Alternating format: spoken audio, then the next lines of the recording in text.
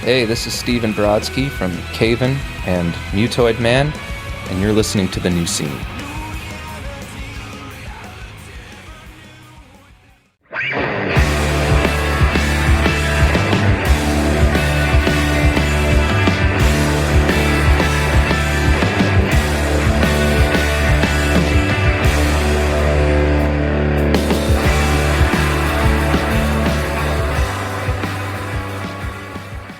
Hello, everybody, and welcome to The New Scene. I am your host, Keith, and we're back with another brand new episode. And in the guest host chair, I've got Chris Enriquez back on the show. Chris, it's good to have you back. It's been a while since we've spoken on the show, but we've had many adventures in real life recently. And you know, everybody, I was talking to Chris a little bit before the show, and he might be the busiest man in the world. He's got a lot of stuff going on, a lot of good stuff. I mean, Chris, let's run down a quick list. We've got the On the Might of Princes documentary, Hold On to a Time, coming out soon, right? Yes, that's going to be premiering at Nighthawk Cinema here in Brooklyn, New York, in Williamsburg, on September 28th. We've got that coming up. Spotlights. Chris's excellent band just announced a run of dates with Baroness, right? Correct. Yeah, I'm so excited. I've been a huge Baroness fan for probably since like the Red album, I guess. So, you know, like I think that was well over, it's definitely over a decade ago. So I'm so excited that I get to go out with them. We're going to be out with them from the 14th of November to the 26th, if I'm not mistaken. Yeah. Look, there's even more going on that I don't even want to get into yet. But Chris is here, one, because he's a great person, and two, he is here to join me in speaking with our excellent guest this week, Gina Gleason, guitarist of the almighty Baroness. Baroness has an excellent new record that is out now. It's called Stone. I love the record. I love the band. I was extremely excited to speak to Gina.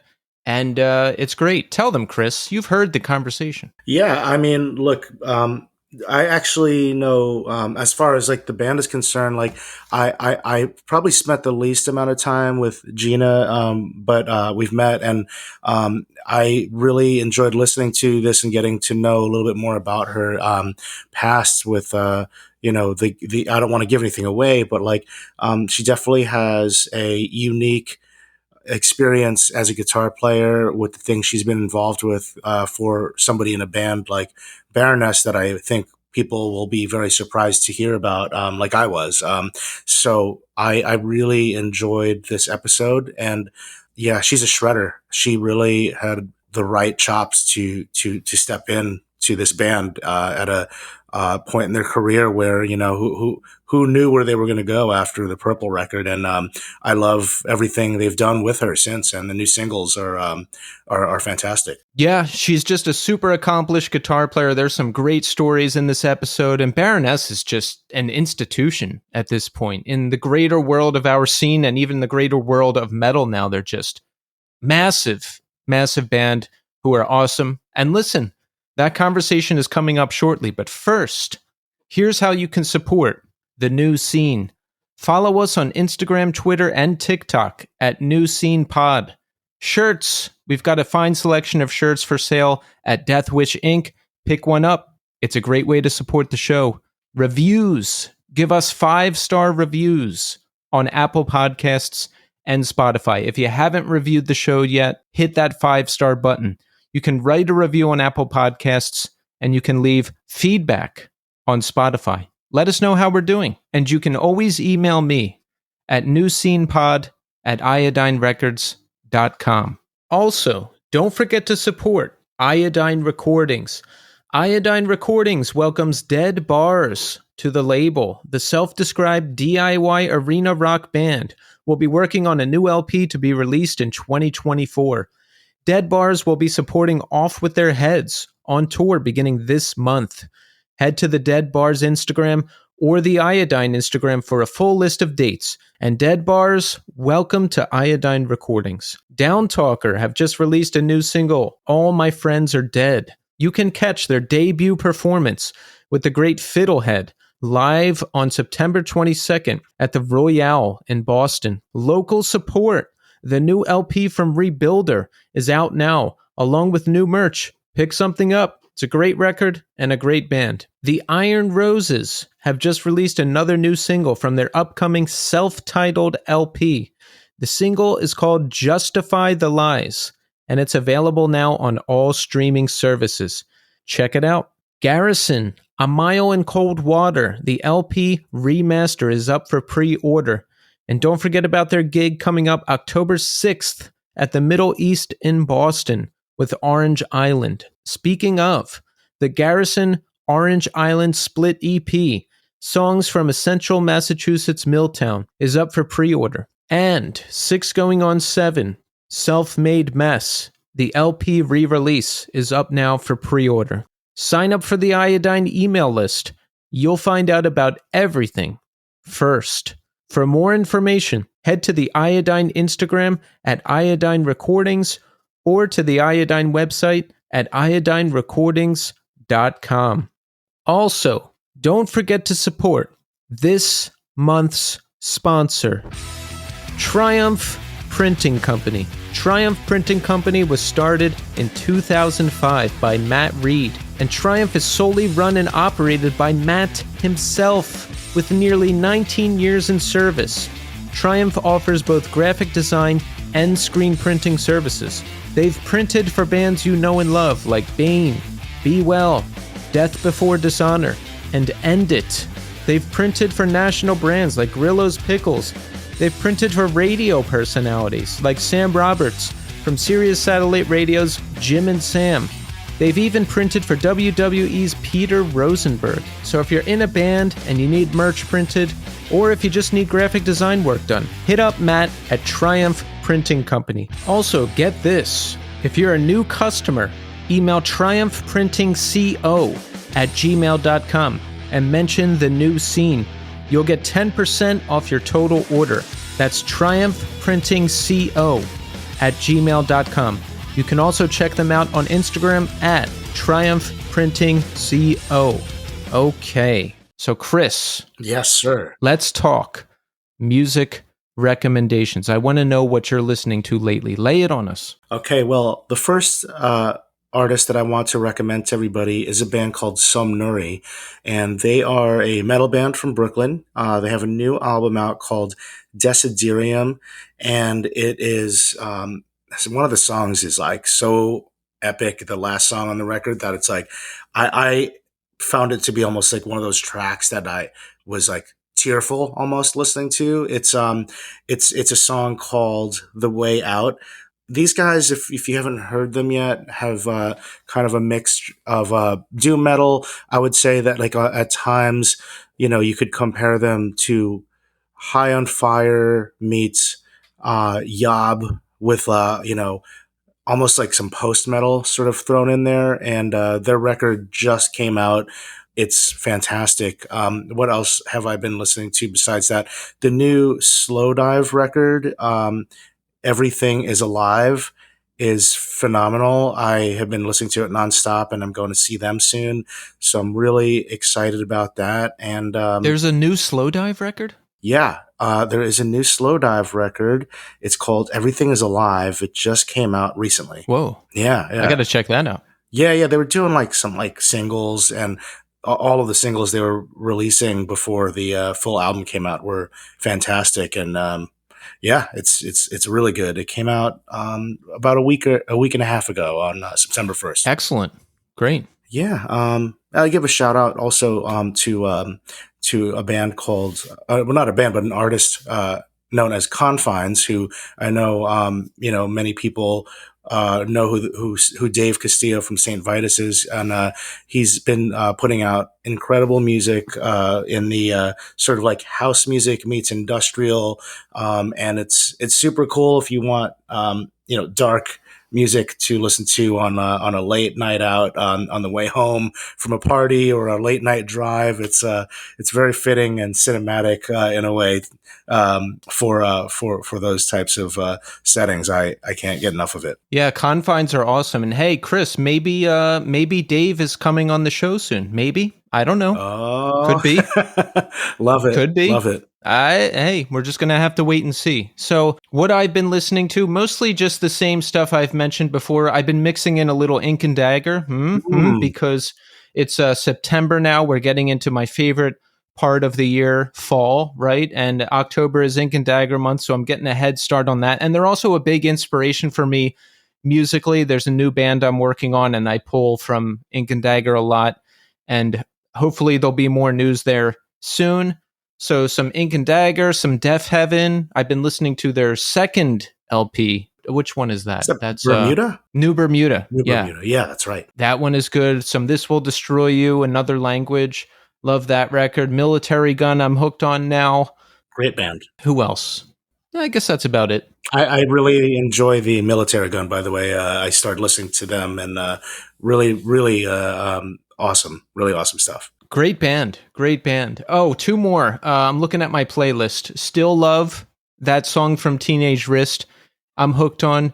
And the song I Do Anything by Baroness. That's from their Golden Gray record. I'm hooked on that song too. Nice. Baroness are they're really good. Absolutely, man. And Teenage Wrist is a band that I've been hearing people rave about that I've always been aware of but never dove into. So I think about now is the time for me to finally get myself up to par, up to speed.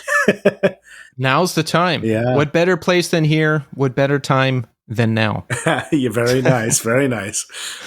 All right. So listen, everybody, check back in with me and Chris in segment 3. There's a lot going on with Chris, like I was talking about. We've got this On the Might of Princes documentary coming out. We're going to talk to Chris about that. On the Might of Princes has gigs. Spotlights has gigs with Baroness. There's a lot of exciting ground to cover, and we're going to cover all of that with Chris in segment 3. But right now, we are going to speak to Gina Gleason of Baroness. Enjoy. All right. We are here now with Gina Gleason. Gina, welcome to the show. Thanks for having me. Yes, Gina, it's very exciting to have you here. You know, there are big things happening in the world of Baroness. Stone is coming out on September 15th. And because I'm a big-time podcaster, I got to hear in advance of the record. Awesome. And I got to tell everybody, it's really awesome. You're really going to love it. And you know what? We're going to talk about that, Gina. We're going to talk about a lot of things. But first, I want to ask you a question. Let's hear it. How are you doing today? I'm doing really good today. No complaints. Today was a great day. I got outside a lot, and I'm doing good. How are you doing? Where are you? Tell me about that. I am in my apartment right now in Brooklyn, New York. This is New Scene headquarters. But I'm originally from, you'll like this, Philadelphia. Oh, right on. Whereabouts in Philly are you from? Or where? I grew up in Bucks County, and then I lived in Fishtown and Kensington for like 9 years. Okay, cool. That's awesome. Yes. So I moved here in 2012. Are you still in Philly? Yes, I am. Where at? I live in Roxborough, which is, not many people know that, but a lot of people know Manayunk, which is like the neighboring neighborhood. But currently I am at my partner's home, which is in West Philly. So oh, great. Yeah. Roxborough, Manayunk, those are like unexplored realms to me. You know, I would only go to them every once in a while. A lot of people know Manayunk because there's like it's a little bro-y. There's like a lot of bars and stuff. But there's some great restaurants, and there's great access to the trail system. So that's really great. You can get on the trail, get to the water, enjoy the outdoors. So that's a nice little gem of living in this city and in this area, because you have city access, you have outdoor access. So pretty cool. Yeah, Manayunk is nice. I used to just make fun of it a lot because of the bro angle. Yeah. But when I think about it now as a 41-year-old. It's cool. It's cute. We like Manayunk. That's good. That's good. Did you grow up in Philly? I did. I grew up actually in Roxborough, and about a block away from where I currently live, which is just kind of funny and just kind of worked out that way. But yeah, and I went to high school in Southwest Philly, and I did a little bit of college at Temple before kind of dropping out to pursue music. So yeah, I'm Philly born and raised. I like that. Yeah. I like that. It's a nice city. I went there and visited a couple weekends ago for the first time in a long time, and it was just good to be back because it's been a while. Yeah, that's awesome. So let's talk about some of your history with music. From what I understand about you, Gina, you seem to be a very, very accomplished guitar player. How did you get started? When did you get started? Thank you. I don't know if that's true, but I appreciate you saying that. Well, I was researching you and I saw some videos like Gina discusses this picking method. Gina discusses this other guitar method that I've heard named before, but probably can't do. So I'm like, wow, she must really know what she's doing. No, I appreciate it. I got started like late, I was going to say later teens. That's not really true. Kind of early teens, 13, 14 years old, and just kind of started because I thought the guitar looked really cool. My dad had a kind of a Squire pack guitar, like guitar and amp pack kind of thing at his house in Manayunk. My dad lived in Manayunk. Mom was in Roxborough, so neighboring neighborhoods. And I guess the guitar amp pack kind of thing came with this VHS of this dude who was like, I'm going to teach you how to play the blues. And like kind of like played like a 1-4-5 shuffle kind of thing on guitar. And I was like, whatever 13-year-old me was like, that's awesome. So that's kind of what got me started. And I have an older brother who's big influence and supporter, and he was, into music. And I think I just wanted to impress my big brother too. So I think that was part of it. Why did they always want to get you started on the blues? I feel like that turned a lot of potential guitar players off to even playing. Maybe. I mean, I think I could go on about this. I don't know how interesting it is. I think it's like fundamentally, there's just like a lot to be taken from like, here's how chord progressions work. So like, here's a common chord progression that like your ear probably knows when the next chord is about to come up because it's, kind of ingrained in whatever our Western ears of, listening to pop and rock music or whatever. And there's a lot of parallels between it and like rock and roll music. So it's kind of an easy gateway, but yeah, I could see it maybe more now than even when I was starting. It's like, God, this is so old, right? It's like, I mean, even like I listen to Zeppelin and it's like, I saw something on Instagram that was like it was like a ZZ Top song. It was like, this album is 50 years old. I was like, geez, I like still listen to this music earnestly and love it. It just is kind of funny when you think of the scope of music. It's like, but whatever. Those are still the staples of like, you're learning how to play guitar. You're going to learn Zeppelin riffs, I guess, That makes sense. I guess in terms of fundamentals of teaching actual guitar, it probably makes a lot of sense. Like I got started on bass and they gave me like the Mel Bay bass method book and they just started like going through that. And I was like, oh, this isn't really fun at all. But then I got a new teacher who was actually my friend, and he's like, well, what bands do you like? What song do you want to learn? So I feel like that second way works better for me. Yeah, absolutely. It's hard. It's probably hard starting off on bass, and guitar too, because you're not. I was just watching a friend of mine this is a dude that makes custom guitars. He actually made John his custom acoustic guitar. It's called Rockbridge Guitars. And this dude's name is Brian Calhoun. He's an old like childhood friend of John's.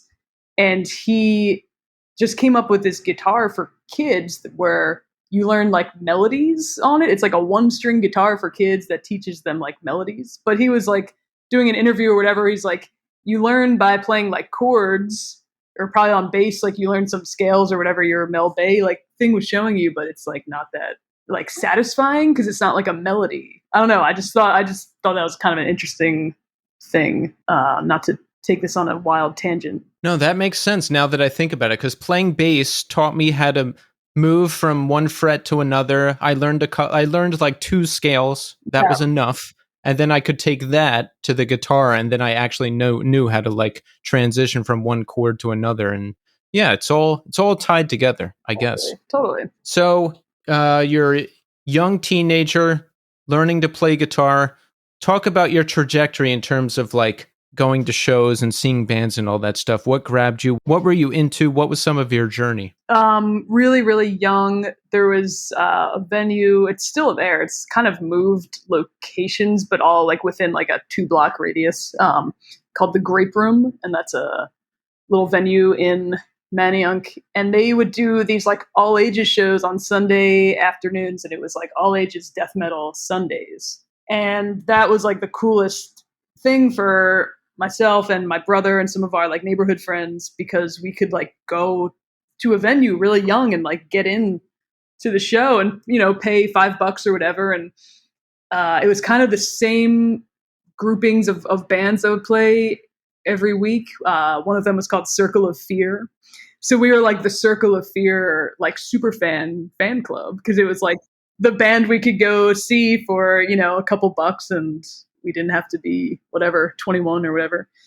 So that got me like really, really stoked on the idea of like being in a band, playing live, more extreme music, right? That was kind of the like thing that I had access to that was like, okay, it's not all Zeppelin and whatever, the blues, whatever we're, you know, talking about earlier. So that was kind of a big deal for me at a young age. Yeah, the Grape Room is still around. I played there back in like 2005 or something. It was a good show. Yeah, sure. Yeah, it's like one of those places still around. And they used to cover the gigs in one of those Philly papers. So there was like pictures of our gig in the paper. I Nice. felt like $1 million that day. That's awesome. Yeah. Yeah, great local spot. So yeah, that was a big deal. And so I don't know like how old, you know, you are. I guess I was like getting ready to go into high school when I was pretty serious about music and guitar. And I was lucky enough. There's 2 Philadelphia schools. They're public schools. They're like magnet schools where it's a public school that you can kind of test or audition or whatever it is to get into it. And there's 2 of them here in Philadelphia that are music based. So I went to a high school called Girard Academic Music Program, where it was normal high school, but you would also have like orchestra classes 3 days a week and jazz studies 2 days a week. And then a bit of like, you know, they would teach you like, this is how you use GarageBand and this is how you use like things like iMovie and stuff like that in its early inceptions. So there's high schools that will do this kind of stuff. Absolutely. Oh man, that sounds so good. I wish I would have done that. Yeah, it's funny in hindsight. I wish like that I took more out of it at that age, because I like definitely understood and appreciated that this is a very cool thing and was grateful to be able to go to that school in the moment. But really, I was just like, I just want to play with my friends and jam and like play, you know, heavy metal. Wasn't super focused on like all the things that school had to offer as far as the like theory. And so like I could do it, but I would just always relate it somehow in my head to like a song or something. So yeah, my brain was definitely like one track rock metal. Like yeah, all this other stuff is boring, but yeah, definitely really grateful to be able to have gone to that program. What year did you enter into that school around? 2006, is that right? Yeah, I guess I graduated high school in 2010. I'm just trying to place where you fit at age-wise and in the grand scheme of things. So I'll be 32 in the fall. Excellent. This is the year 2023, in case somebody's listening to this in 5 years. Yeah, you know what? My brain is scrambled in terms of time because COVID just turned everything upside down. Like to me, 2000. You ever see those memes where it's like, in my mind, 2016 was 5 years ago? I still think that. Yeah. Oh, totally. Yeah, the pandemic, you know, took away whatever many people's whatever it is, late 20s, late teens, late 30s. You just like went into your next chapter. Skip ahead. Skipped ahead, yeah. All right, so you're in this high school. We're learning GarageBand. We're learning guitar. Where do you go from there? When do you start performing live and in bands? Yeah, I started playing in bands with high school friends, other friends that I like took music lessons with. I started playing in a band with two. It was me and our drummer Kayleen. We were the same age, and then two gals who were a bit older, and we played first a bunch of King Diamond covers. So we were like a King Diamond cover band, King Diamond and Merciful Fate to be specific, which was really fun. And then we started playing as a Metallica like cover band. So that was really fun. That was like high school and maybe like first year of college. And we would just play like basement shows and other local shows. With the cover bands, it was like a little easier to just like put tours together and stuff like that. So we did quite a bit of touring with that. So that was like kind of a early taste of what that would be like, which was very valuable to me at that age and was really fun, and kind of that taste of, freedom and being in a van and driving around and being on tour with your friends. So yeah, it's the best. Now, you said you left college, right? Did you leave it to pursue music? I did. I was playing in bands. I also worked at Guitar Center, which was kind of a fun nightmare. Which one? Is there one in Philly? There's one just outside of Philly in a suburb called Plymouth Meeting. It's about 20 minutes outside of like the Philly zip code. Yes. And I worked there and was like teaching guitar lessons and stuff. And then I found through a friend of mine a link to audition for Cirque du Soleil. They were like hiring guitar players and other musicians, and I didn't really know what that was. I didn't like set out to like do this specific thing. I just thought, oh, that's neat, so I applied for and auditioned for that and ended up getting hired to be a musician and performer for Cirque du Soleil, which was based in Las Vegas. So I was like 20 years old. I was driving to my job at Guitar Center when I got a call that was like, this is, so-and-so from Cirque du Soleil. Do you want to move to Vegas and play guitar with us? Whoa. And I was like, yep, I have no questions about this. Absolutely, yes. So I stopped school and just started working. I moved to Montreal for a few months, which is where the company's based out of. And we built a new show from the ground up. And that show is still running out in Vegas. And yeah, so I did that for a few years. We did 484 shows a year. So it was quite taxing. Whoa. Quite a crazy schedule, but I did that for about between 4 and 5 years, just under 5 years, I guess. Now I have a question for you. What's the tryout like for that? Where do you go to do it? What do you have to do?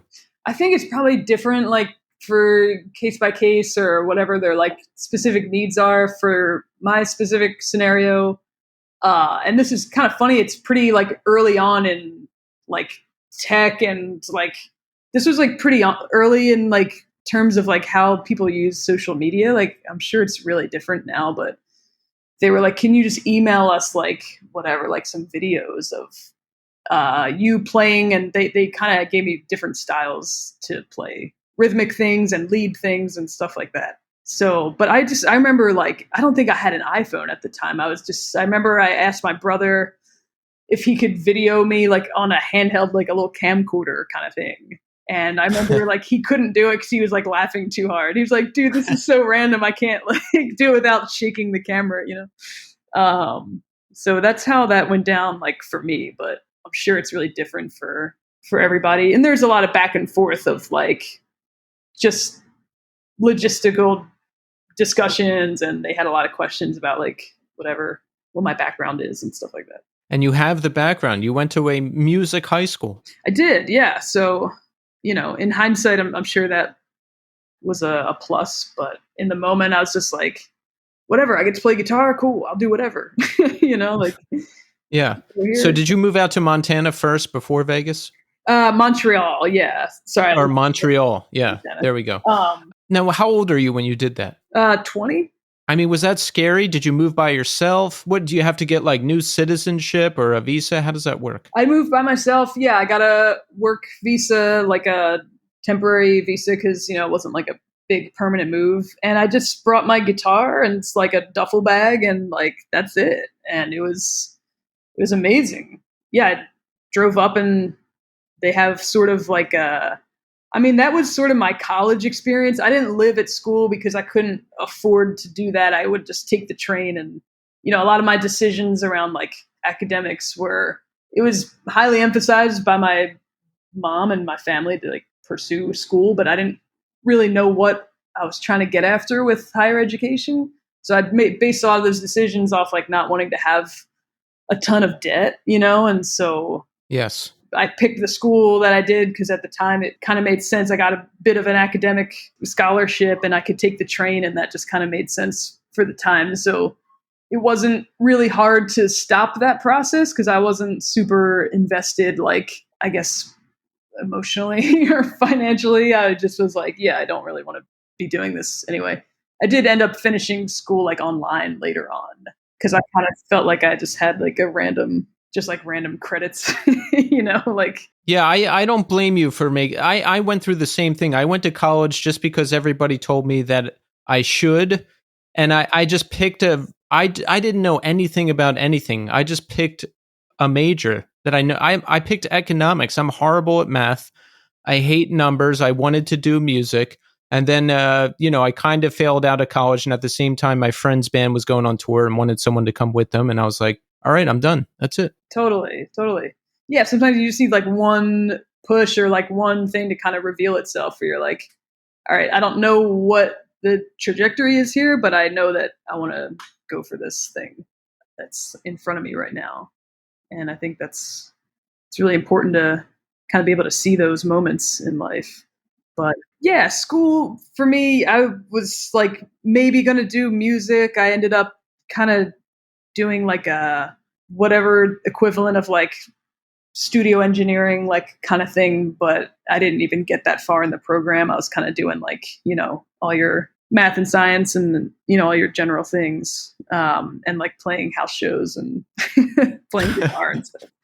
That was your college. Yeah. So going to Montreal and doing that process where they have you set up, it's like on one end of the street is Cirque du Soleil's like headquarters. So it's like a building full of like, I would say it's like Circus NASA. It's like this giant building of like where they create shows. So there's like music production portions of the building. There's like straight up like gymnastics, like and acrobatic like zones and gyms and training facilities. And then across the street is kind of like, they're like dorms for all the people who are, a part of the process. So they're just little like, it's just a little room with a bed and like a hot plate and a bathroom. And it was perfect. It was awesome. That's all you need at that age. Totally. Shit, that's all I need now, basically. Totally, right? Yeah. Absolutely.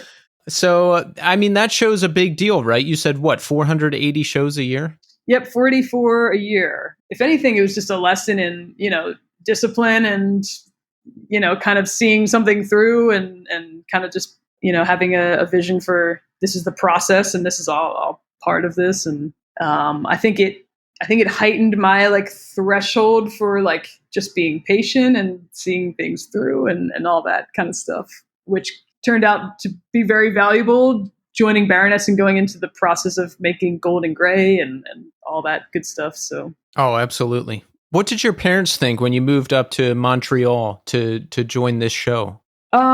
It's funny, like my dad's like really, he's like into music and stuff. So he thinks this is all great. And he's just a, generally nice, like stoked guy. So he's like, on board.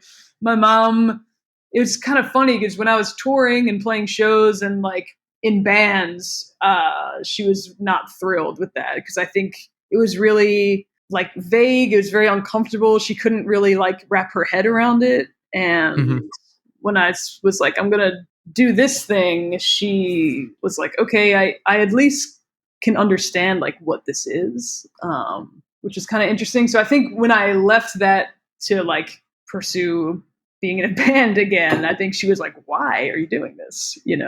Right. The Cirque du Soleil thing, I think from a parent's perspective is like, this makes sense to me. I can see what you're doing. It's like, very clear what your life is. And everybody knows what Cirque du Soleil is. Like, You know the band Cirque Survive from Philadelphia? Of course. I've encountered people who talk to them and they know nothing about music, but they would know those guys were in a band and they would call Cirque Survive Cirque du Soleil. And I would laugh. That's good. Yeah, you have some idea. It's like, all right, this is like a production, like a theater production. So it's a little more black and white. I think still to this day, I mean, my parents are, my mom and stepdad and dad, they're very like supportive, but I think still to this day, I'm in my 30s, I think my mom has no idea like what like what we're really like doing on a daily basis. It's like funny, if we're on tour, she gets nervous because we're traveling around in a bus and like, she's like being a mom, but at least she like, understands like, okay, you're on tour. I get that. It's like when we're in the album making process or, kind of gearing up, getting ready to go on tour. She's like, what are you doing all day? Like, what is your... We're writing. Yeah, we're writing. Well, we're recording. Done? I have no idea. What time are you going to start? Depends on what we get done today, whatever. Have you ever showed her like Baroness footage or showed her the records or anything? Yeah, for sure. And what does she think of it? I think it's a bit overwhelming. But she's like, that's cool. I don't know, actually. I think she's just like, are you happy? Yes, I'm happy. Okay, cool. I don't think she looks at it like, like my dad's a music fan. So he like, he loves Elvis. So he knows like James Burton and like, whatever, like all the guys that were in Elvis's band. So he like kind of has more of a grasp of like, oh, cool, like this member's doing this and this is what this person's contributing. And like, he's kind of like more into all that. So he's a little easier to talk to about some of the grind aspects of what we do, Yeah, it's usually just a different vibe with moms versus dads. Moms are worry about our safety and they worry about our safety more. Generally with dads, at least from my experience, it's like, are you good? Yep. Okay. All right. Yeah. See you later. See you later. Totally. Yeah. Then that works for me. Yeah. I don't know if like moms and daughters like versus moms and sons, I know she for a while had a bit of like is this a good space for a woman or a female or, whatever. And that of course just made me want to pursue it like more to prove, yes, like this is something for me. Yeah. So I think that was an aspect of it. Well, I think you've proven it. Cirque du Soleil, I've read that you sat in with Smashing Pumpkins before. Is that true? Yeah, and they were on tour. I forget if they were starting their tour or in the middle of their tour, but yeah, they came through Vegas and got to sit in with those dudes, which is awesome. Was it just at one show in Vegas? Yeah. And how does that work? Like, how do you get that invite? What do you do? I had met them before and was like going to the show and like went early to like hear the sound check or whatever. And Billy Corgan was like, do you want to sit in like for this part of the show? And I was like, oh my God, yeah. Like, the show was that night. Obviously they were doing sound check. So he was like, well, it was kind of like, as he was saying it, it was like, he was trying to think of the logistics of that, but he's like, do you have any of your stuff with you? And I was like, I have my guitar and my amp and my pedal board in my car. Like, let's do it. So that was super cool. What did you play? A song called United States. It's like a bit of a later Pumpkins song. I don't know, can't remember what album it's off of. But it has this kind of long end section where they kind of turn it into like a jam kind of thing. So we did a bit of that. Did you have to ask anyone beforehand, like, what are we doing? Did anyone show you any parts, or did you just kind of jump in and do it? I just kind of jumped in. Yeah. Wow, that's like the scariest thing I can think of possible. That was a little scary because it was a pretty big show, but yeah, I kind of like love those moments because it's kind of a testament of like, are you kind of like well practiced at all times, like kind of thing. I don't know. It's like a stupid thing in my head of like kind of trying to be ready for anything at any moment, No, that's a great thing. And I do that too. There's the difference between like the people who just get things done and people who don't is you're just ready. You do it. Like I get nervous before anything that I do, but the difference is I get it done and I do it the best that I can. And it sounds like you do too. Sure, absolutely. Yeah, Yeah. Can't really like harp too much on it. Yeah, I get nervous. Like I was nervous waiting for this interview. I get nervous before everything. Yeah, I get nervous before every single person I talk to, no matter who they are. Sure. And I've been doing this for over 3 years now, but that's just part of it. Yeah, but I think that's like a really cool.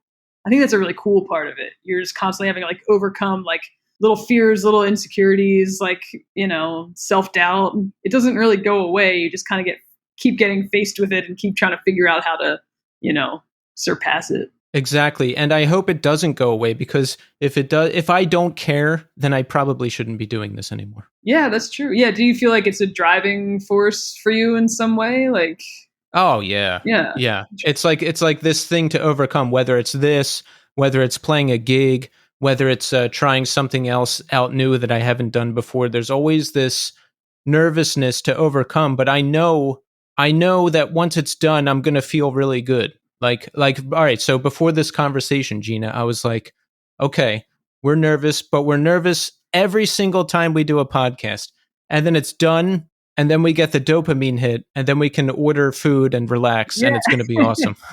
Yes. Yeah. I love it. Yeah.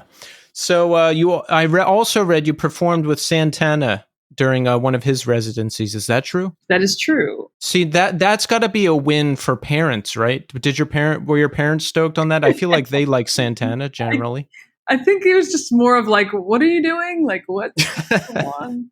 That was like, Santana came to the Cirque du Soleil show, and sometimes people would come and they would do like a photo with like the cast of the show. And so it'd be like, whatever, Shaq or Oprah or like like whatever. Oh. Kind of like random stuff. So yeah, one night it was Carlos Santana. So I just I was like, hey man, we should jam, you know? And he was like, oh, what are you doing this Thursday? I was like, jamming with you. And I was kind of joking, but he was like, all right, I'll see you Thursday. And then, so yeah, I went to his show, and I think we just picked a couple songs, you know, like before he like went out. So same kind of thing, not a ton of prep, but just kind of a fun thing to do in the moment. That's very smooth though. Like, yeah, I'm jamming with you. Hey, let's go. Yeah. It's Rob Thomas smooth. That's what I was thinking of. I was hoping you were going to say that. So we're on the same page. That's good. Yeah. Sorry if you can hear my dog in the background here. Oh, I heard him walking around. I liked the sound of the claws on the floor. Oh yes. What kind of dog is it? She's a pit bull. I did the DNA test because I thought she would be like a whole slew of things, but she came back 96% pit bull. So oh, that's good. That's what she is. So we know that you joined Baroness in, I guess, around it was 2017. Yes. Yeah, I always think of 16 as kind of when I started hanging with and playing guitar with John and kind of learning some of the back catalog. But then our first show was May of 17. Yeah. Talk about 2016.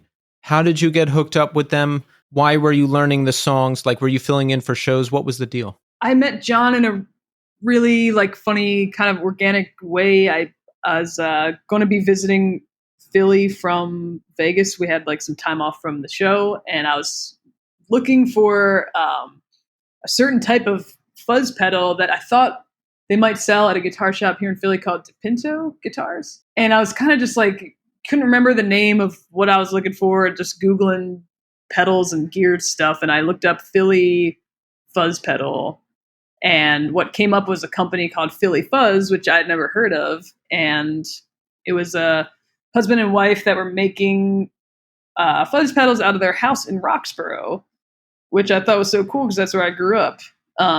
So I bought one of their pedals online and just sent them a message that I could pick it up and maybe save the hassle of them having to ship it out or save the shipping or whatever, because I was going to be in town. And they were like, yeah, that's cool. And then I got a message from John on Instagram asking if I had just, in fact, purchased a Philly Fuzz pedal. And I was like, yes, I did. Are you, in fact, the singer of Baroness? Because I'm a big fan. And he was like, yes, I am. So I guess I learned that he was helping these folks with the pedals as far as like, I guess they would make things, he would try them out. He was kind of helping with the direction of the tone or whatnot, and maybe like some of the visual aspects. So they were kind of like this whole team, him, John, and Steve and Pam were the husband and wife duo. So he was like, well, why don't we can meet up, and like they have some other pedals. We can like try a bunch or whatever. And I was like, yeah. So we ended up meeting whatever for coffee and talking about gear. And then I went to his home. He was very kind enough to invite me to his home. And we met Pam and Steve, the pedal makers, and ended up just jamming for about 8 hours that day in John's basement. Wow. And yeah, it just was like a lot of fun. We got along really well, and we played guitar. Like I thought in that moment, like, wow, we play like really complementary together. And I just thought that was kind of cool. And then that was it. I didn't think too much of it. Just thought that was awesome. And this pedal's really sick. And I can't wait to go home. And, I was recording music in my house and was on a big gear and pedal, pilgrimage. So yeah. And then we ended up just staying in touch, and I didn't call out of work too much at the Cirque show because at the time I was the only one that did the role that I had in the show. So I couldn't really get sick or call out, but I called out maybe the only time, or one of the only times, was to go see Baroness at Psycho Fest, which was in Vegas at the time. Ah, yes. And so I just saw the show, loved it, kind of stayed in touch with John. We jammed maybe once or twice more, just talking about gear, stuff like that. And then he, getting towards the end of the year, he asked if I could learn some Baroness songs so that next time we met up, we would have something like specific to play together. And I thought that was cool. And I kind of knew some of them already. And he was like, cool, I'll send you a list of some songs. And it'd be great if you could learn a few of the songs. And I said, great. And then he sent me a list of like 36 songs. Now, when you get this list, are you thinking like, wait, what's going on here? Like, what is this for? I mean, what's your thought process? I just thought, well, that's really a quirky thing, but I'll start, making my way through this. And I was kind of curious, like, oh, how many of these could I learn in like, a week or whatever? So did he say like learn them by a specific time or just learn them? He was just like, just learn these, like, just try to learn these. And I think I was going to be home in November or something. And yeah. And then he was like, well, maybe Nick and Sebastian can play too, And I was like, yeah, great. And and that was like, that's just like kind of how it went down. Like, I didn't really, it wasn't like, this is your audition, or like, we're just playing. And it's very sly in a good way. Yeah. It kind of takes it makes it less weird. It's just like, yeah, we'll play songs. That's fun. I like the music, obviously. Like, yeah, takes the pressure off. Yeah. I have a question. How did you learn the songs? Did you just listen to them and learn them? Did you have to ask about tunings? Like, what did you do? I just listened to them, and Baroness, a lot of it's like pretty hard panned. Like you could kind of like unplug one speaker and get a more clear picture of like one person's part versus the other. So I did a bit of that, and yeah. And then once we like got together, my interpretation of like how a part went, John would be like, oh, it's it's actually like this, or I could see more clearly like how he was voicing things, and so that's kind of how it came together. So talk about when you actually get together and play. Did you meet up with the whole band and play songs? I did, yeah. I went into John's home, which is kind of like the nucleus of Baroness, is John's house, John's basement. More specifically, it's where we practice and record. We recorded all the vocals and most of the guitars for the last 2 albums in John's basement. So, yeah, I walked in and the band was sitting around the dining room table. They were having pizza. They were having some argument about Tool, I think. Can I guess what the argument was about? Was someone like an uber Tool fan and like going crazy about them and someone else wasn't?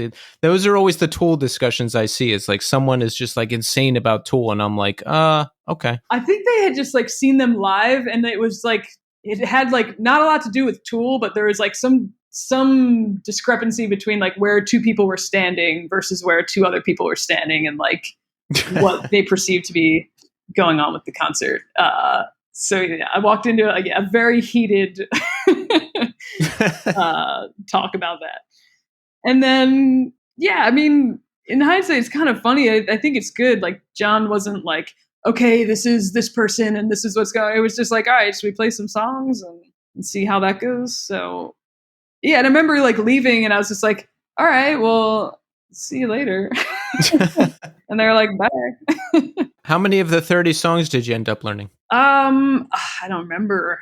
I think we played quite a bit of Purple and like the Green theme and Isaac and like a horse called Golgotha. So yeah, mostly like all the Purple record and then a few others. Yeah. Yeah. The Purple record was new at that time. So you leave this practice. What happens after that? Like what comes next? Maybe we met up again like later that week and like played some more. And yeah, I mean, that was, I guess John eventually kind of like clued me in on like kind of what they were going for.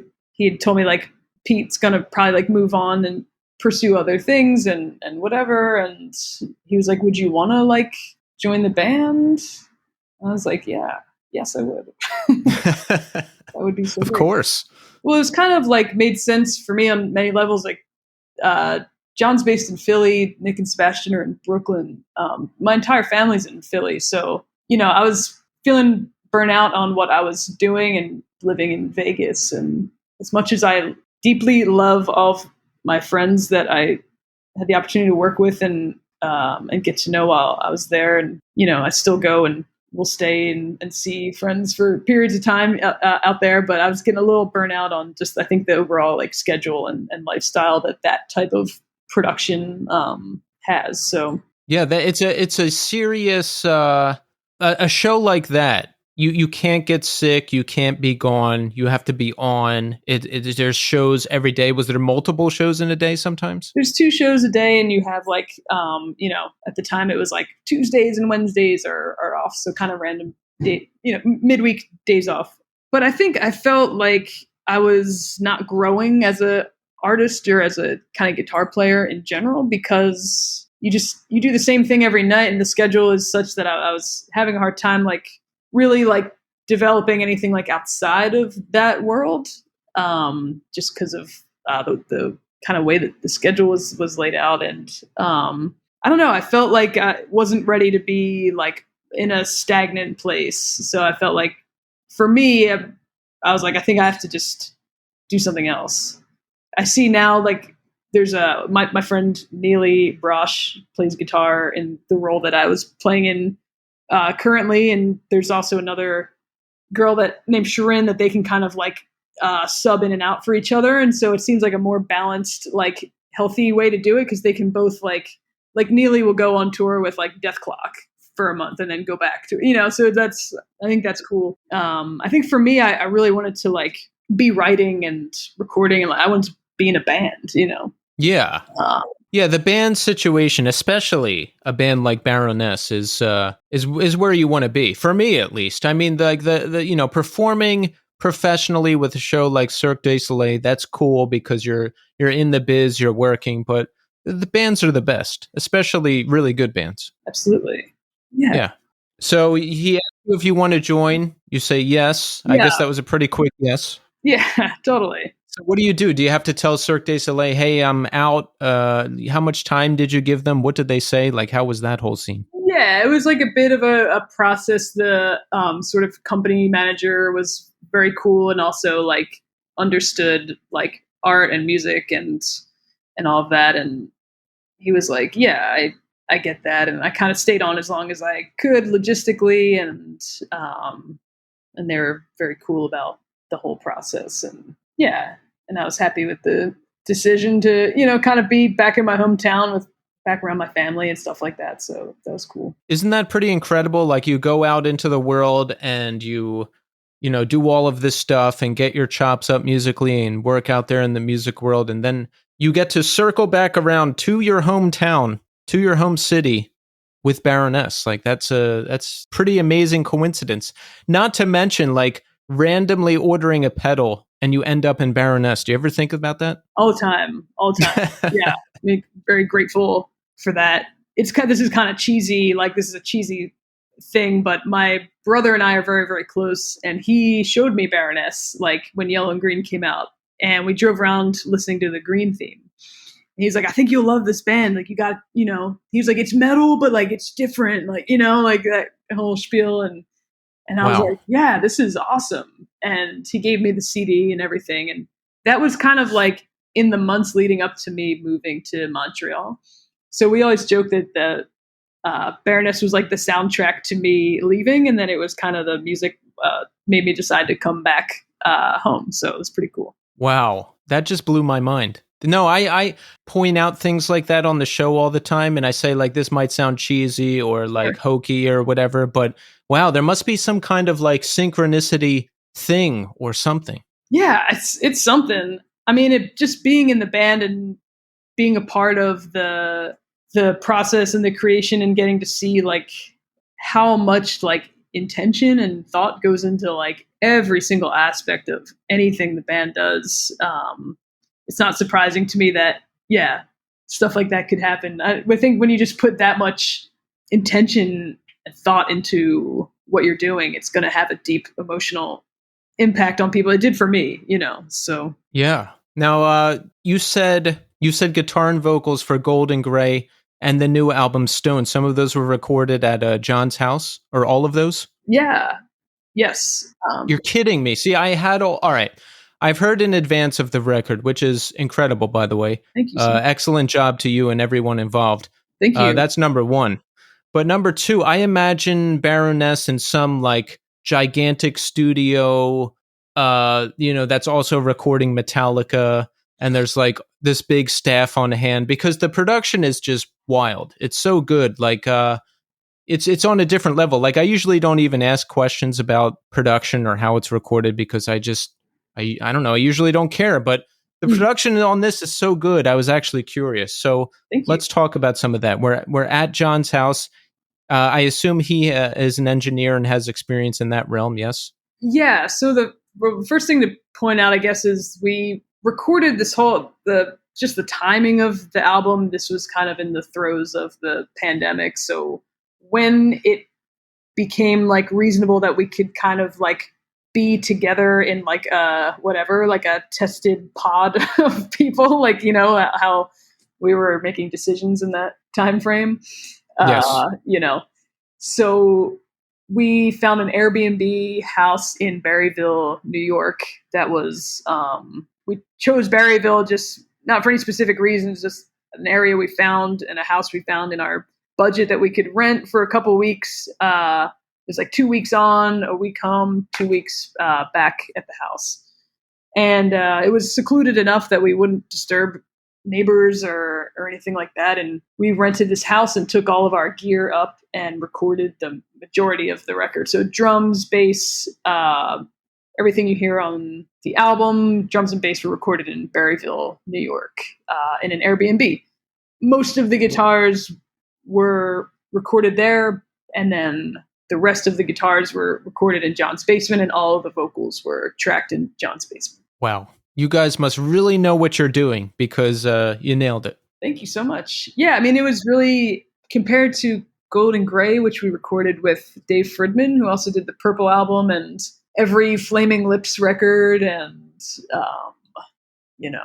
just a million other amazing things. It was really cool working with him in his studio, which is also set up like a home, bedrooms upstairs, wake up in the morning, go down, make coffee, and you're like in the studio space, which is like such a beautiful way to work. Oh, yeah.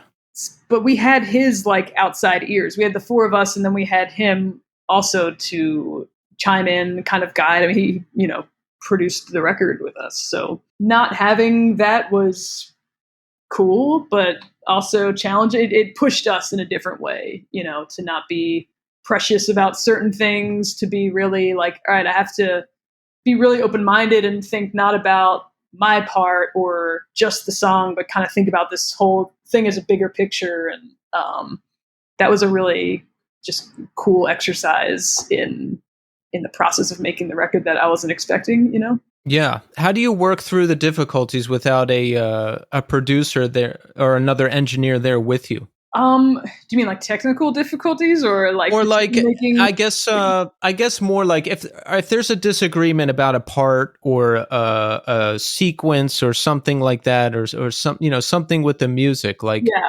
how do you work through that? I mean, I think the four of us were really. Well, I'll speak for my perspective and how I feel about my bandmates. I feel like these three dudes are super motivated. We're all really good at communicating. Somebody might feel more impassioned about something and be, the louder voice in the conversation. But I don't know. Everyone's really good about making their point, and then we're kind of good at just making decisions from there.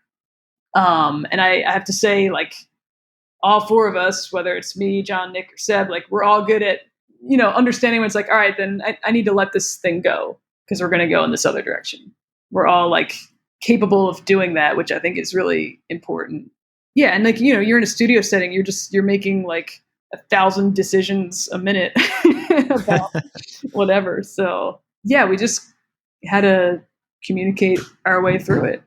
And I think it made us a lot closer as bandmates and friends, Yeah, if you can work through that stuff and make it successful, it always brings everybody closer together, which is great. Absolutely.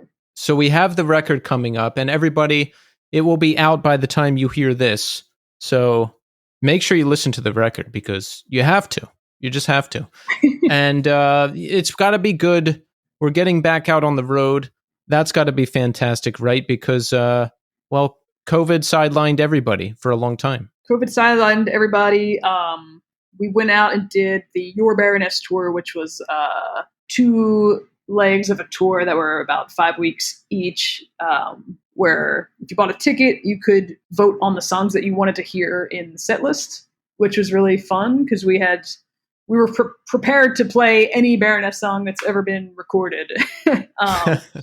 So that was really cool. And then we were in Europe all of last summer, came home, went out with Lamb of God, came back from that, finished recording Stone in John's basement, and we've been home ever since. So we're looking forward to getting back out on tour. And yeah, I mean, it's going to be a great tour, just like the bands we're playing with too. Like we kind of have different, like a different grouping of bands regionally throughout the tour. So yeah, I would say one good thing about us being home for the better part of this year was John and I have been able to get out and see some really, really fantastic shows here in Philly. So a lot of the bands that we'll be playing with this fall are bands that we've seen live, some of them many times. So yeah, get out to a show. It's going to be sick. Are we allowed to talk about any of the support acts? Are they not announced yet? I think it's all announced. Yeah. So who are we going out with? Who'd we see? Jesus Piece, Portrayal of Guilt, Primitive Man, Ken Mode, fucking awesome. Chat Pile, Vile Creature, Soul Glow, Sheer Mag, Squella Grind, Cloud Rat. It's an amazing band. Saw them here in Philly not too long ago. Imperial Triumphant, Uniform is playing in Philly and maybe New York. Agriculture. So yeah, and many more. I think we have a few dates that we're still trying to lock down. So absolutely insane grouping of bands. So we're like fucking stoked. Those sound like some unbelievable shows and many bands that I've had on this show. So wow, exciting stuff. Yeah. Your first experience recording with Baroness, Gold and Gray, yes? Yeah. Mm-hmm. So how was that? Was it scary coming in and recording with the band for the first time, or was there any difficulty to work through? No, it wasn't scary. I mean, we had toured a lot before we started recording. So we had toured in Europe and trying to remember if we had done like any US stuff, but we had been on tour and playing a lot together. And I know John has maybe kind of a menacing look. He is a super nice guy, so that helps.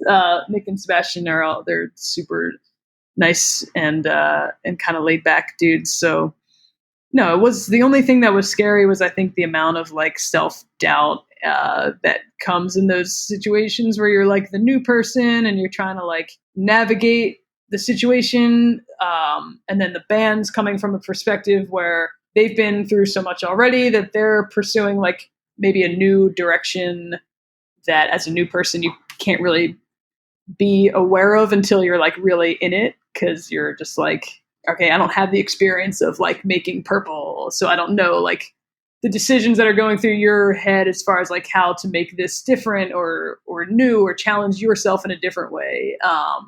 So right. Just kind of like navigating that stuff. So it was more internal turmoil, but maybe that made bits of the album better. Maybe it, made things a bit more vulnerable and honest, in a different way than now. Now, it's the same. It's the same self-doubt and feeling of vulnerability. It just is like I just have more experience with what we did last time to kind of bring to the table. So that's good. Yeah, I find that it's mostly just self-doubt to work through. And I'm just trying to not care, right? I'm just trying to like throw away all the self-doubt and not worry as much. And it's not really working yet. Yeah. But hopefully one day. If you figure out how, you got to let me know. If I figure out how, I will go through your publicist and get that valuable information to you. Bring it on. Yeah. No, but it's the same thing we were talking about before. Then you get to that point where you push past it and you're like, all right, let's order the pizza. We got there. Exactly. So didn't you were on some big tours there, had some big tours scheduled before COVID hit, right? Weren't you out with Deftones, or you were supposed to be? Before COVID hit, we were meant to be going on a tour with Against Me and Drug Church, which is one of my faves. So that was the first thing that got canceled. We were like a couple days away from flying out to Australia, and we were doing like an Australia, New Zealand, Japan tour of like download fests and some other shows like surrounding that. But that was like, days before the first kind of like March of 2020 lockdown. So yeah. We were able to play a few festivals this past summer with Deftones, which was fucking awesome. They're one of my favorite bands, and watching them live, watching Abe, their drummer, live is like, it's like church. It's awesome. But yeah, I remember like the Against Me and Drug Church was like the next like tour we were about to go on. We did a 3-month-long tour in Europe, opening up for a band called Volbeat, which didn't really like their audience was kind of like, what is this band? So that was like kind of an interesting experience. But yeah. So how did you get through the pandemic? What'd you do? Wrote a bunch of music and was alone a lot. Drank a lot, stopped drinking, Yeah. That whole like cycle happens. So that was a good thing. So you drank a lot and then stopped drinking. Now, did you start drinking again, or did you just stop? I just stopped. Yeah. So how long has it been? A little over 2 years. That's excellent. Yeah, I used to do everything all the time, and I had to stop all of it in 2017, and I haven't looked back since. Good for you. That's awesome. Yeah. Yeah. That's my memory of the pandemic, though, is like, it's weird, like being like, all right, I'm just going to write music every day, but I don't have a lot of like external forces happening because I'm not leaving my house. And then the things I am like absorbing are like, I don't even want to say depressing, just like depressing to a level like I can't even like wrap my head around it yet. I need time to process it. And so I don't know. I just try to play a lot of music and write things, and you try to be productive and you try to like whatever, stay positive. But I'm sure this is not interesting or new to people, because I'm sure everyone's like, yeah, we're doing the same shit, right? Like, Yeah, I guess to a degree, but I like to talk to people about it because I forget that we're still processing it, And I talked about this with my dad recently. He's like, no, you're fine, and I'm like, and I'm like, well, I'm different now. I don't like to go out as much, and he's like, yeah, but you're 40 now, and I was like, oh shit, you might have a point. yeah, I mean, I understand that too. Yeah, I forget that, like, I think we're still processing it to a degree, And the pandemic for me was not a very fun time because there was just a lot of tough stuff going on. But I don't know. I think it's interesting to talk about because a lot of things happened during it. A lot of things came out of it, and there's still a lot to process, in my opinion. yeah, of course. I mean, yeah, it changed the course of a lot of things and many people's lives, and yeah, I think that's the best way to put it. We'll probably be processing it for a while. Exactly. So how does it work with the band? Like, are we sharing riffs through email or some digital thing? Like, how do you bring new ideas to the band? For Stone, because of the time period it was, again, in the throes of COVID, we were doing kind of like weekly, like, all right, on Fridays, we'll log on to Zoom, hang out, everybody put, whatever you worked on this week, throw it into Dropbox. We'll listen to it. We'll chat. We'll laugh. We'll cry. Whatever. So that's kind of how we started the process of writing and getting things out there. Seb is like really, really great at, like, he'll record, like, here's like 6 variations on like a groove idea, and here it is at 4 different tempos or whatever. Those were great to have for, so you weren't trying to like write or a riff or whatever, like in a total vacuum. You had like a really strong like backbeat to kind of go off of. So I love that. So many different options. yeah, and he's great. Like, he would name them all like funny things or like, puns of like whatever song or band it was like inspired by, so we had kind of we always have like funny working titles for things. But yeah, so that's what we would do. And then a few weeks or months into doing that, it starts to be like, well, this thing from 3 weeks ago kind of goes with this other thing that, from today, or you start kind of piecing things together like that. And then more kind of realized songs start coming into the Dropbox folder. And we did that until we got to a point where it was like, let's just try to get together in person and see if we can play some of these, Operating in this scene or any music scene can be difficult for women. Have you ever had any struggles? I mean, I've had some women on this show from some of my favorite bands, and I remember who was it? I had Issa from the band Slow Crush on this show, right? She said the band played a gig in Jersey, and some guy's like, "Oh, the singer is a woman. I'm not going to watch the band." Right. And that was like recently. I mean, do you experience any of the stupidity that's still out there? Absolutely. I mean, I think there was one time Nick was like telling a story about, sorry, this is just like the best way that I could sum it up. This always like comes to mind. He was like telling a story about somebody that was like super rude and like shitty to him, and then like heard him play or like heard like what his deal was, and then was like, oh, like super cool to him. And he was like kind of blown away by this like interaction. Like, he like couldn't believe that happened. And I was like, dude, that is like being a woman in the music industry, like, or in a band or whatever it is. Like, that is like every day of like just being a woman. But unfortunately, I think that's like maybe in any field, just being a woman in whatever like field you work in. Sometimes it's like you have to, like, in some stupid way, you feel like do I have to work 100 times harder just to prove that like we're on the same level? And that's sucks, Yeah. That's kind of been my experience. I think it's been like kind of a driving force for me.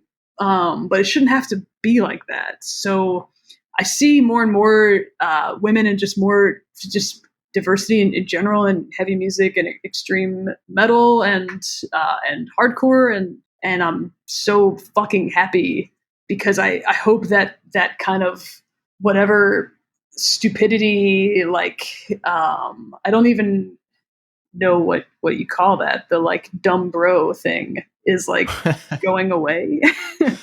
I think I hope it is. I think it's definitely a lot better. Like when I was coming up, late 90s, early 2000s, I just didn't know, there wasn't I was like way into hardcore, that was my thing, and there wasn't much representation in the scene at that time, at least that I was aware of. I only knew 2 bands with women, and I wasn't like, oh, I'm not going to listen to this band because there's a woman in it. Like, if I liked the band, I would like it. It didn't matter who was in it. But it seems like there's a lot more now, and that's a good thing. Absolutely. Yeah, I mean, I just think the more women and are just female identifying people, just people of all different backgrounds and perspectives, the more that there is, the better the music's going to be. You're going to get all of these different like points of view on the type of music that you already love. It's just going to make it better and more broad and or in some ways like more specific, and I think that's really exciting. And I just would hate for like a younger woman to think, maybe this isn't the scene for me because I'm going to be the outlier. Like that shouldn't be the case. And I think a woman's perspective on things is, especially in like in extreme music, it's so valuable.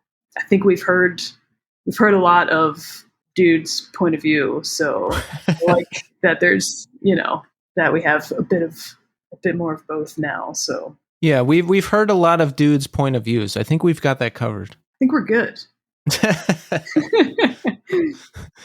What about when you joined Baroness? Did you read any stupid YouTube comments or dumb things? Because Baroness is a very popular band. Is there any of that to deal with? I'm sure there is lots of that stuff. I don't read it because I'm like, that's not for me. That's not a discussion for me to be a part of. Like picking apart what I do. My job is to do what I do in an honest and unfiltered way and put it out there. And if it relates, people relate to it on an emotional level, then I did my job, and it's not going to be for everybody. And I can't care about that when I have a life and a family and a dog.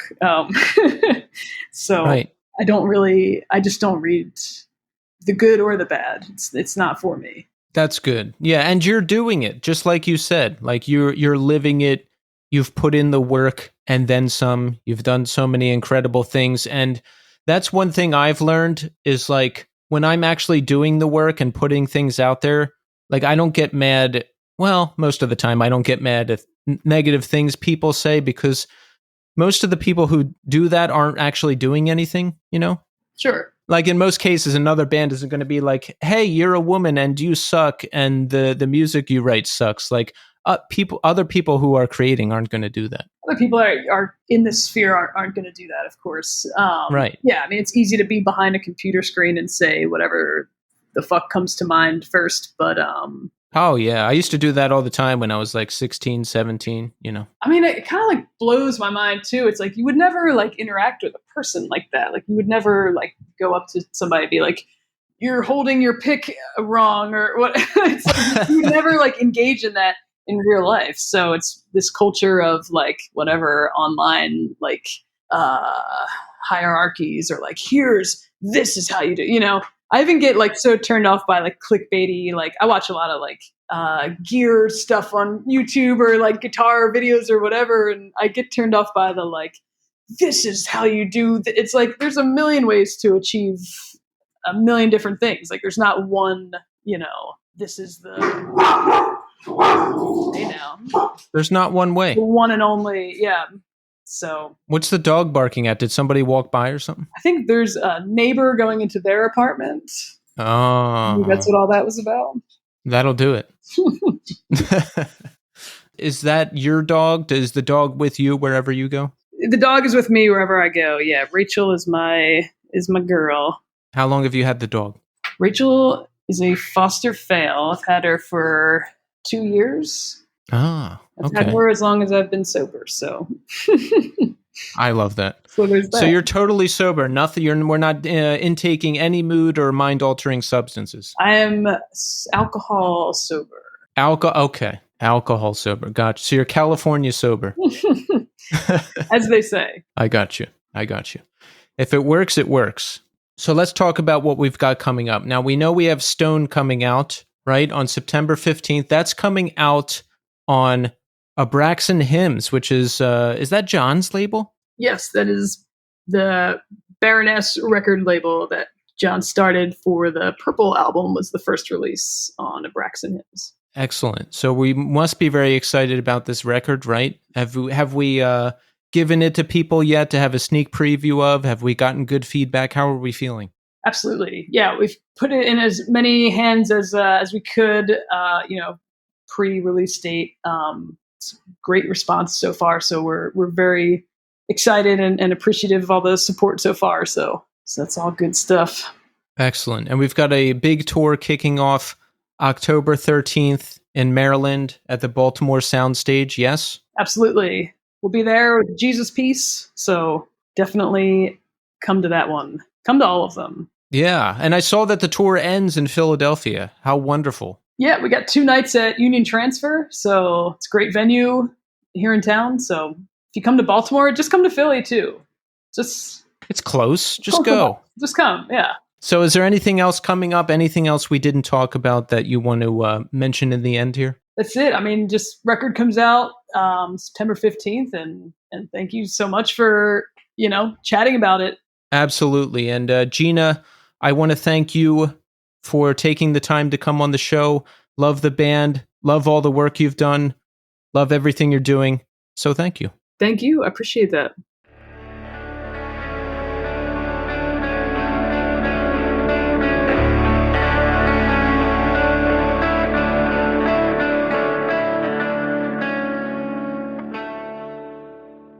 And there you have it. Gina Gleason. Excellent, excellent conversation. First of all, a Philly native, right? We love that because I myself am a Philly native as well. And just a really incredible story. Playing guitar in Cirque du Soleil for as long as she did and being a performer in that show, that's a huge deal. And Chris, my favorite part of the story was her buying a pedal and then that's just somehow carried her into Baroness as their new guitar player. I mean, that was an incredible, she had a lot of incredible stories, like obviously, Santana, the pumpkin situation. I mean, it just, she seems to be in the right place at the right time and has a great, personality that has, in tangent with being in the right place at the right time, given her some incredible opportunities. And, her story, was, again, very unique. I was really kind of also taken back at how much younger she is compared to the rest of the band, and I'm only saying that because I feel like I matured very late in life, and a lot of what she was talking about was very advanced for, compared to like a lot of the things that I experienced between me and my friends, moving to Montreal and just having the foresight on how to get involved with so many different things prior to Baroness. I was very impressed. Big time. That's why whenever I have a guest on, I ask them how old they were when they were doing certain things, because I'm comparing myself to them. And I'm always impressed when people are young and mature because exactly. I didn't sort my shit out. I didn't even begin to sort my shit out until I was 35 years old. So, there you go. That's also something I felt as well, is that she has a lot of amazing life experience and articulates her story so well. And, I just, like you, it took me a long time. Maybe I was 37, even, like when I was able to talk very confidently about like the things that I've done and just collect myself in such a way. So, kudos to Gina for being a pro for so long. Yeah. And she could just step in and play with the Smashing Pumpkins, just step in, play with Santana. Remember when she was talking to Santana and he's like, "What are you doing tomorrow?" And she's like, "Playing with you." Like, yeah. I love that. I mean, it's just like that was kind of what I was also referring to, is like the sharpness, like just like without blinking an eye, just being able to like come right back and have a clever thing to say that would make someone like Santana obviously feel like you're somebody that they want to jam with. Yeah, so she's done a lot of incredible things, and she's in Baroness for a while now. The new record is great. Awesome person. Wishing them continued success. So thank you so much, Gina, for coming on the show. That was great. Now, Chris, we have a very important topic to discuss, and it's our favorite topic in the world. Do you know what that is? Our favorite topic in the world? Yes. Oh, man. I don't know. Ourselves. Okay, that's a good one. Ourselves. Yeah. Now, Chris, I'm going to start with you, okay? Because everyone knows what's going on with me. They hear me every week. I have you here. Let's start with you. First, Chris, let's start with you personally. How are you doing? How's everything going? Things are great. I have been really enjoying the tail end of summer. Getting married soon, and I've just been working a lot since I've been home from tour. And honestly, just going back to the tail end of summer, like being in New York City is something I really try to enjoy as much as possible, especially post pandemic. So I'm just like been going out a lot, taking the ferry from Brooklyn to Manhattan, going to different areas of the city that I don't usually hang out in. Coney Island the other day. So I'm just doing my best, to try and live life and take advantage of this great place that we live in, Keith. Yeah, you are a real man about town. I see you on social media. You're always somewhere doing something. I think, you guys talked about this, you and Gina, but like the pandemic was such a time of reflection. And like I told myself that when the world opened up again, that I was going to be out there as much as possible. And that there was more to the city than just like the places that I am usually in. Like, as much as I love Greenpoint and St. Vitus, there's so many other places to explore. So I've been trying to go out and see museums and bars and hotels that allow people from the outside to explore. So I've just been really like trying hard, and I don't forget about the time that we were locked in our houses. So that's kind of my motivation. There were many bad things about the pandemic, of course, but a lot of positives for myself. So, I got this certification during the pandemic I had been trying to get for a long time. That's really good for my day job. I took this podcast weekly. I don't know if that would have ever happened if it weren't for the pandemic. And this podcast has opened up a lot of doors for me. So I view it all as a positive. I don't know that my life would be the same if it weren't for the way things happened. Oh, totally. And I think for your podcast, it was probably also very beneficial. I mean, I was listening to it during the pandemic, and it was a good time to get people's attention because they were just staying inside. So, kudos to you on providing some really cool entertainments and whatnot for the rest of the music community out there that probably got to know a lot of cool musicians because of that. So, indeed. Wait, so how early of a listener are you? Did you listen back in Northeast Scene days at all, or are you a new scene listener? I am a new scene listener. Yes. So and I went pretty. I would say that I feel like I started listening to the new scene because of Casey at Iodine, who's an old friend of mine, and it was probably 2020 because that's kind of like when I started listening to a lot of different podcasts. Yeah. So, and I guess you started in 2020. So yeah, there you go. So I'm a first generation new scene. Oh, so you're first generation Northeast Scene. Okay. So you're okay. You are, that's good. Yeah. I remember seeing you on those St. Vitus interviews, the Age of Quarantine. Yeah, I did like so many. It's so awesome to like that you brought that up because it still gets brought up quite a bit just through people who again were sitting at home and I've had people come up to me in bars and just be like, thanks for doing that because they got to watch like Vinny Stigma from Agnostic Front and whoever else I had on I think I had HR from Bad Brains. That was a crazy one. So like it was like wow. It was just wild and people remember it. So it was a fun thing to be part of. Absolutely. And let's see. Oh, so yes, now your band Spotlights, Chris. has some tour dates coming up with Baroness. Now, I reached out to you to co-host this episode because I saw you had the documentary coming out. And before it was even announced, you revealed to me that Spotlights would potentially be touring with Baroness. What a coincidence, huh?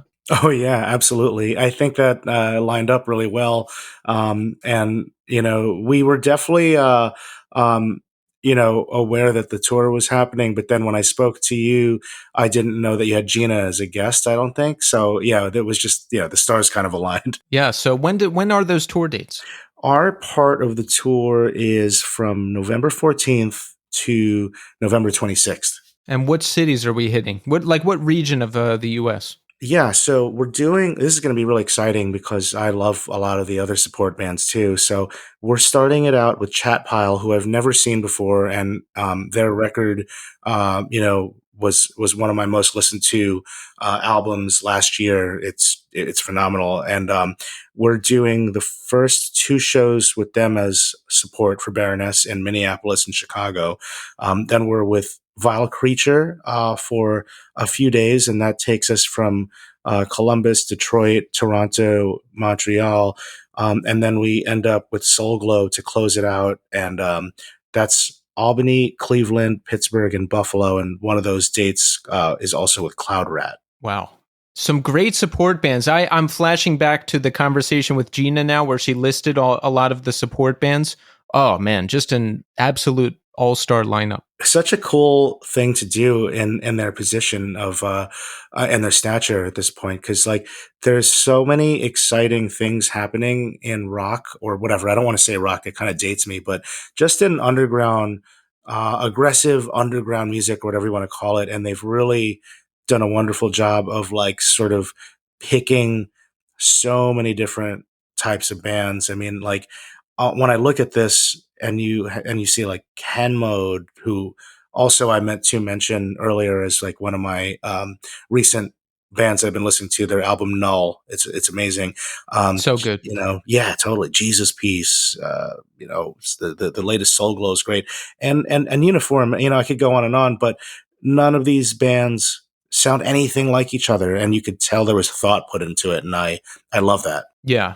I think that like they could have easily done some package tour and hit the entire US, but I think sitting down and finding a good collection of bands to tour with and on each leg of the tour, I think that just really takes things to the next level. Absolutely, and it definitely elevates them too, in a very cool way. Not unlike it's a weird comparison, but like not unlike when you would hear about like Nirvana back in the day taking out like Melvins or Sonic Youth or the Breeders, and I feel like there's something about the bands that they picked and how some of them are smaller and underground and all that good stuff that it kind of harkens back to those days for me as a fan when I would be turned on to new bands because Nirvana was huge and they had all these cool recommendations for us, and it was life changing. So I feel like they're kind of doing something similar. It's super cool. Yeah, if you're a huge band like Nirvana or Baroness and you have good taste, I mean, it would be a sin to not take out a bunch of great bands. Absolutely, you got to use your power, for lack of a better word, to expose the people to other things they may not know about. So it's super cool. I as a fan, I would be going to these shows anyway. So yeah. On the Might of Princes has a documentary coming out. It's called Hold On to a Time. It premieres September 28th at Nighthawk Cinema. So can we still get into that, Chris? Is there still tickets available? It is sold out. It's actually in Brooklyn, Keith, in at the Nighthawk Cinema in Williamsburg. But it is sold out. But because it's sold out so quickly, I think I'm going to look into additional screenings, possibly in Manhattan and Long Island.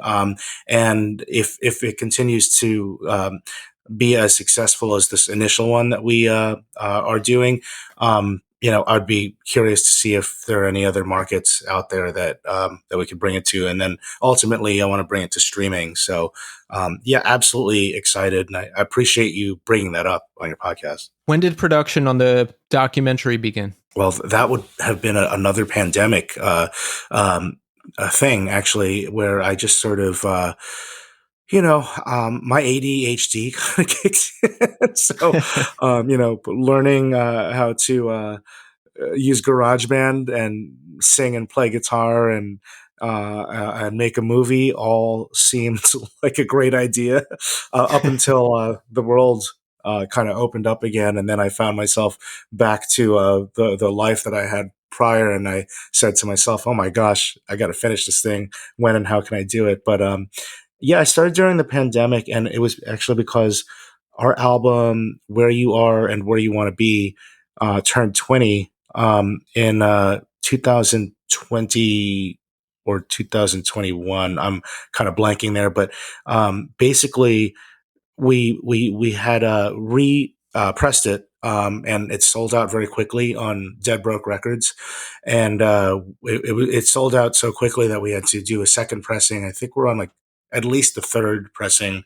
at this point. So when I saw the interest in my old band, also just the interest in like a lot of other similar bands around me that were getting back together, like Seisha, really blew my mind with how popular they got when they decided to reunite. There's probably a couple other ones. It inspired me to want to make a documentary about my old band, also because our singer passed away, Jason, and I wanted to honor him and everything we did.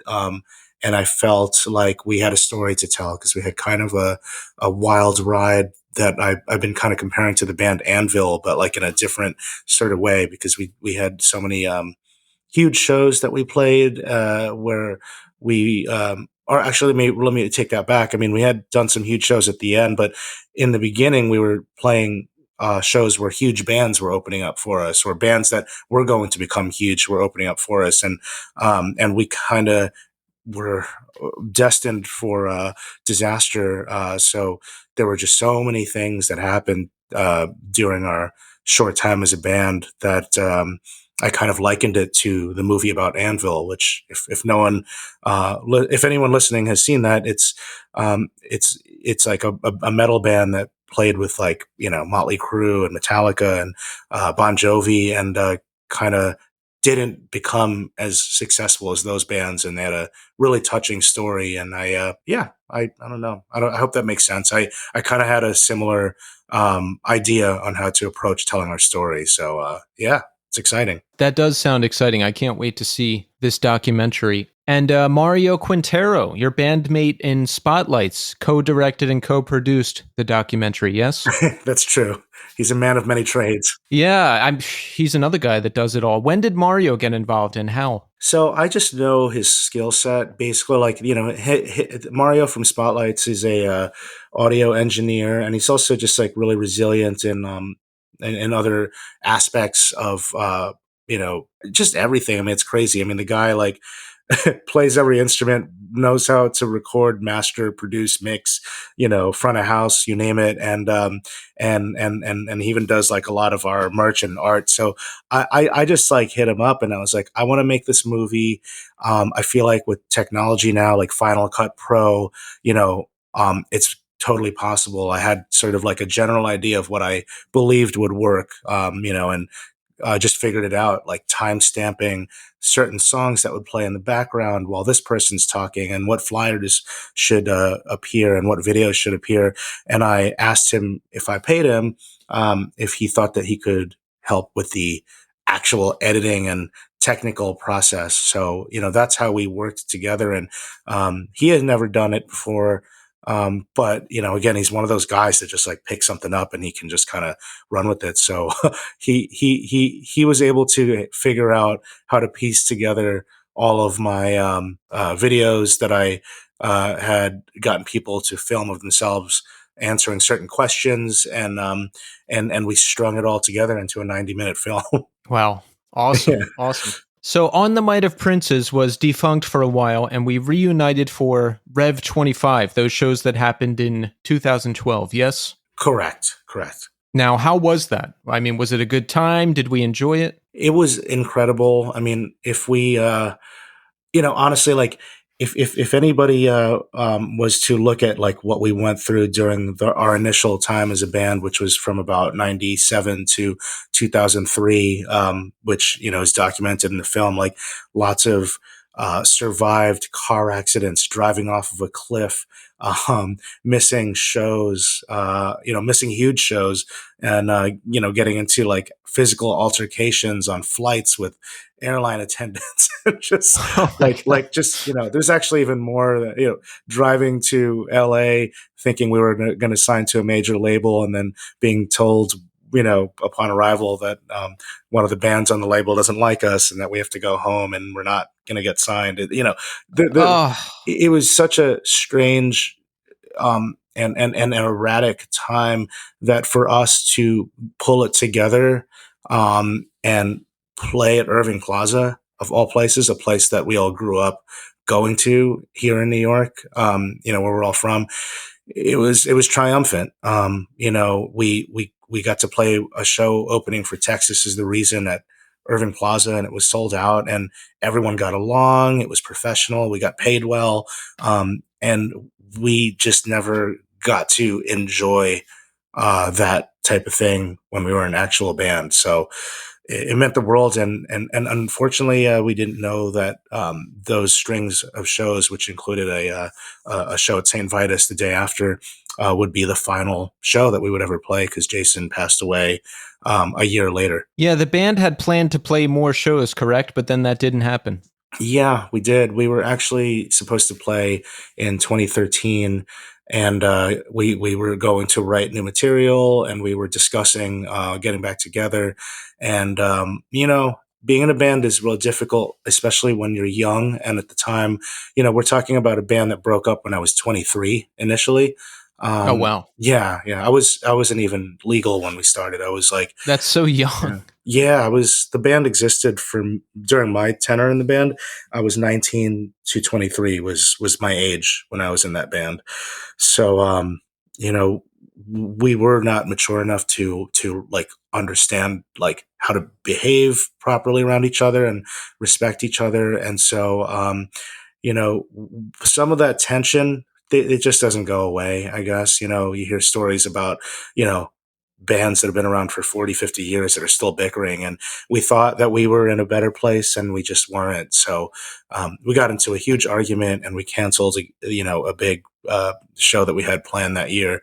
And it was not too long after that we found out that Jason had a heart attack and passed away. What was the argument about? Was it just band logistics or creative stuff, or like what was it? The argument, honestly, like it's a very hard one to explain because I think there's so many different sides to it, and with Jason not being here, it's a tough thing to kind of even like try to explain because I know he was going through a lot. It seemed like he was sort of possibly like just going through stuff that I maybe at the time wasn't grown up enough to understand. And so like we just started fighting. I don't even think it was about anything specific, like, oh, I don't want to play that song or you're not playing it right. I think that it was like, it's like when you argue with someone who's having a bad day. I think that we just sort of like, were not in the right frame of mind to be in that room doing what we were doing. And it just kind of turned into a disaster. I see. Yeah, it's hard to explain, but yeah, there wasn't like a specific like thing I can't even remember. It was just like, it's like you ever get mad at somebody because they were, talking to you in a certain way, and and it's like, you just woke up and you're not ready for it. Like it kind of like, that's the only way I could kind of explain it. We were just like catching each other at the wrong time. Maybe someone's tone of voice or the way they were looking at somebody. It just blew up and it, I don't think it made sense back then what happened, and it still doesn't now, but it was just like we just weren't in the right time or headspace to be in that room playing music. No, I get it. That just happened to me yesterday. So if someone gives me attitude and I'm not in the mood for it, it's not going to be a good situation. I'm so sorry to hear that. It happens. It happens. Artists are sensitive. I am too. I'm one of them. So, Big time. yeah. Yeah, I fall into that category. So yeah, so Jason passed in August of 2013. I mean, I imagine that must have been a huge blow to you guys. It was particularly awful because we left off on bad terms. So it really was. Of course, it was sad for so many reasons. Like it was sad for the fundamental reason that like a human being who was once there that you could talk to and see, it was just no longer there. So and then to kind of like add to that, like now you're also dealing with somebody that you didn't make peace with, unfortunately, and the whole thing was devastating. Without getting into other specifics, because it's just what else can you say besides that it was just fucking heartbreaking. And then years later, I think it took a long time for me to kind of look back on everything and just um, make peace with it and realize as you mature as an adult that like if you had the chance to do things differently, maybe you would still be friends today and all that kind of stuff. It really made me think a lot about that kind of stuff. And so and the movie was very healing and everything that we have going on. So and it just made me think about life differently. You never want to if you love somebody at any point in time in your life, depending on how bad it is, most of the time it's probably not bad enough for you to not at least try to make sure that you make peace with them, even if you're not going to be in each other's lives all the time, because it's good to remind yourself that they could leave the earth one day. So it really changed how I behaved and decided to live my life after that. So yeah. Wow.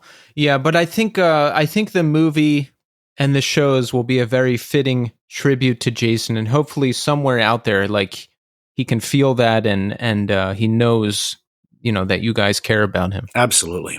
Yeah, I like to think that, at least in that if there's some sort of supernatural, or even if there's not, just to know that that you eventually do mature and grow, hopefully, and for me that happened, and I know that even though things were bad, I love the guy, and everything makes more sense to me now, and I understand and have made peace with our past, and I feel like if he was still here today, that we would have ended up being friends and being able to get through those difficulties. So yeah. Yeah.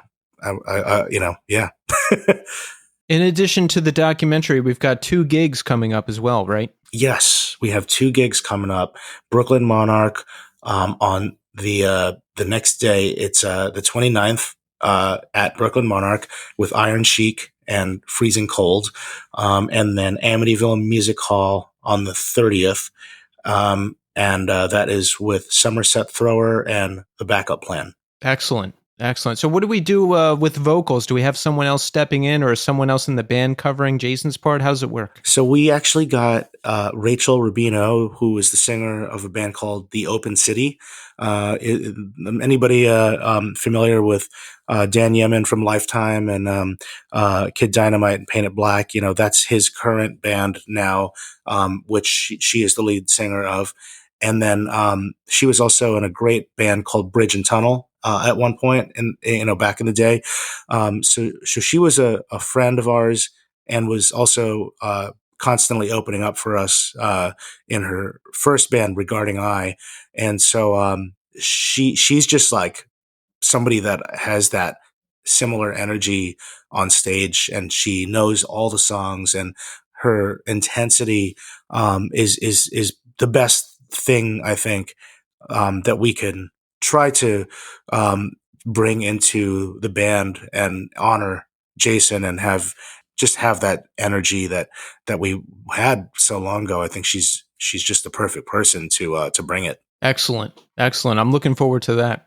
And well, there's a lot of Chris Enriquez news. You have Light Tower as well, the band that you front and play guitar in. Yes.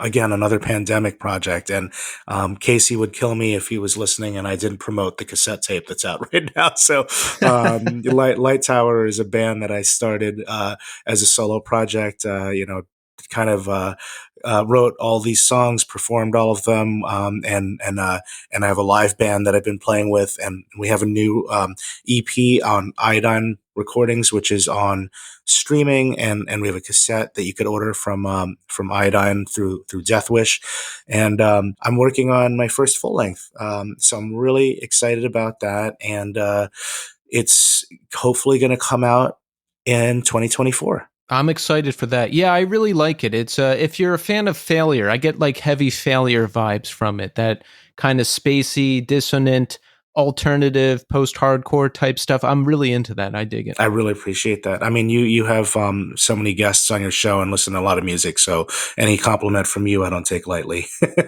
Well, there you go. There you go. Well, listen, that's all the time we have. That's all the time we have. And as for what's going on with me, same old shit. Multiple bands, working on a new band. Podcast is very busy. We're booked out for like the rest of the year. And I'm trying to focus on just doing more content, reels, clips, YouTube, the show, which takes up all week, a lot of interviews. So it's all busy all the time here, Chris. Well, I'm glad you just said that because I was going to ask you, to talk about that because you're always asking everybody else. So I think that you deserve to have your platform and let everyone else know. I mean, Darling Fire was such a great band to tour with, and being there for your first show was really cool. And just seeing you guys every night was awesome. And I'm looking forward to seeing you play with them again. And this new band, I don't know if you're singing or playing guitar. I don't know, but both. Can you believe it? I had a feeling because I think you once told me that you did that. And so I think that's going to be really exciting for you. It's nothing like singing and playing guitar. I can tell you that much. It's totally different than playing bass or drums, which you and I do, as well. So yeah, I'm looking forward to seeing you up there, man. Yeah, I'm hoping to launch that. Let's say soon. Yes, don't jinx it. You don't want to you don't want to do what I did. I said I was going to have this movie out a year or two ago, and now it's 3 years later. So keep people on their feet. I almost said a month, and then I was like, don't, just say soon. I can't wait. You better send me some previews when they're ready. I'm going to. Well, listen, everybody, that's it. We are out of time, but I'm here every week. With new and exciting shows. And Chris, I just want to thank you for coming back and checking in with us. This was awesome. Thank you so much, Keith. It's always a pleasure. Thank you. And I look forward to listening to more episodes that you have coming up and seeing you out and about. Absolutely. So that's it. So everybody, in honor of On the Might of Princes and the documentary and the shows and everything coming up, we are going to end the show with For Meg by On the Might of Princes. I'm back next week with a new episode and a new guest. So thanks everybody for listening. And until next time.